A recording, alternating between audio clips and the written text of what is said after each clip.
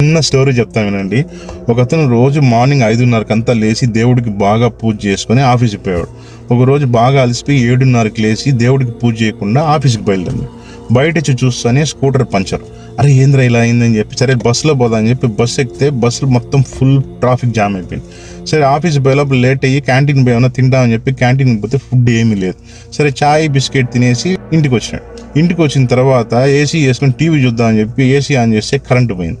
ఏంటి ఇలా అయింది ఈరోజు అని చెప్పి ఆలోచించి, ఈరోజు నేను దేవుడికి పూజ చేయలేదు కదా, అందుకని దేవుడు నన్ను ఇలా బాధ పెడుతున్నారు ఈరోజు అంతా అని చెప్పి దేవుడి ముందు పోయి నేను ఏడ్చి, ఏంటి దేవుడు ఒక్కరోజు పూజ చేయకపోతే ఇంత బాధ పెడతాను అంటే అప్పుడు దేవుడు ప్రత్యక్షమై, బాబు ఈరోజు నీ టైం అయిపోయింది, మార్నింగ్ 5:30కి అంతా ఎముడు వచ్చి నిన్ను తీసుకోపోవడానికి వచ్చినాడు, నేనే ఆయనతో వాదించి నిన్ను 7:30కి లేచేలాగా చేసినాను, నువ్వు బయట స్కూటర్లో పోయేటప్పుడు వ్యాన్తో గుద్ది నేను చంపి తీసుకోపోదాం అనుకున్నారు, అందుకే స్కూటర్ పంచర్ చేసిన, క్యాంటీన్లో ఆ సాంబార్లో బల్లిబడి విషమై ఉంటే అందుకే నేను ట్రాఫిక్ జామ్ చేసి నేను లేట్ చేసిన, అక్కడ ఫుడ్ లేకుండా చేసిన, నువ్వు ఇంటికి వచ్చిన తర్వాత ఏసీ ఆన్ చేసి ఏసీ సర్క్యూట్ అయ్యి కాలిపోయి ఎలా చేశారు, అక్కడ కూడా నేను కాపాడినానంటే అన్ని చోట్ల నన్ను కాపాడావు, కానీ నా పెళ్లి జరిగేటప్పుడు ఎక్కడ పోయినా స్వామి అన్నారంట. అప్పుడు దేవుడు అన్నాడంట, ఒరే దూడమొహమోడా, నువ్వు నన్ను మొక్కడం స్టార్ట్ చేసిందే పెళ్ళైన తర్వాత రా అన్నాడంట. Happy married life.